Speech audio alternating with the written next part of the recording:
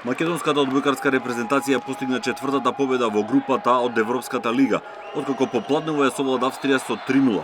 Со овој триумф нашите одбојкари ги задржаа шансите за пласма на завршницата во Европската лига.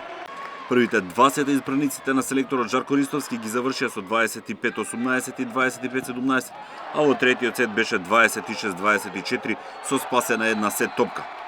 Во групата по 7 одиграни надпревари Естонија е прва со 20 бодови, Македонија се продима на втората позиција со 13, пред Полска која има 12, следуваат Австрија со 9, Данска со 5 и Израел со 4.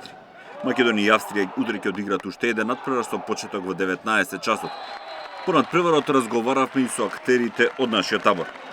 За нас голема беше победата на Белорусија вчера против Грција 3:0, така да сонот е жив, сонот е реален сега.